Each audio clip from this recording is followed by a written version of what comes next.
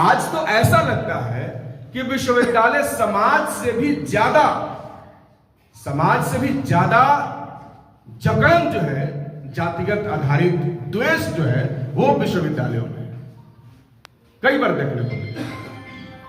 इसलिए विश्वविद्यालयों को कम से कम ठीक होना चाहिए। और उस लंबी लड़ाई के बाद एक बार यूजीसी सुप्रीम कोर्ट के आदेश और कमिटीज बनने के बाद गाइडलाइन जारी की। हम लोगों ने गाइडलाइन पढ़ के हम लोगों को कोई आश्चर्य नहीं हुआ मोदी जी के राज में। हमें लगा कि ये तो घोर मट्ठा कर दिया है। क्या है इस गाइडलाइन में? कुछ भी नहीं। हमें तो वो गाइडलाइन हमें भी पसंद नहीं है। उसका उद्देश्य पढ़िए, SC, ST, EBC, OBC, दिव्यांग, महिला, युवा, EWS। तो ये जिसके उद्देशिका में सारी जातियां हैं, ये जातिगत गैर बराबरी को एड्रेस कैसे करेगा? मुझे लगता है कि मौजूदा बिल तो कास्ट बेस्ड डिस्क्रिमिनेशन को एड्रेस ही नहीं करता।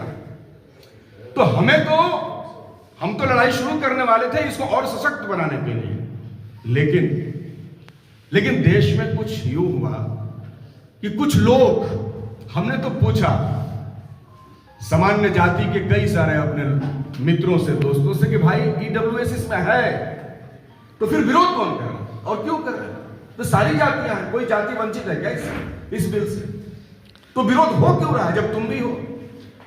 तो इस विरोध को समझना है, और जब इस विरोध को आप समझिएगा तब आपको पता चलेगा कि ये लड़ाई क्यों बहुत ज्यादा जरूरी हो जाती है और क्यों इस लड़ाई में हम सबको मजबूती के साथ खड़ा होने की जरूरत है और किसी भी नेता का इंतजार किए बगैर हमें सड़क पर खड़ा हो जाने की आवश्यकता है।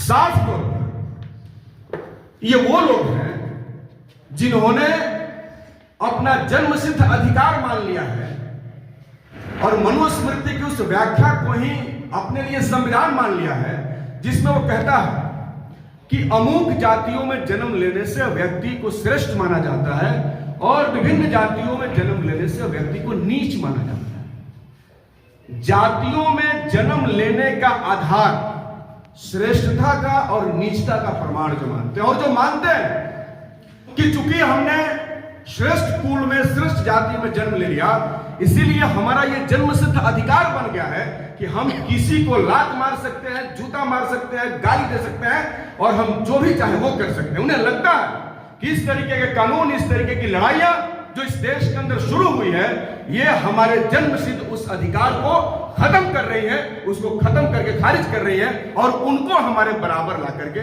खड़ा कर रही है, जिसे वो किसी भी कीमत पर स्वीकार नहीं करना चाहते।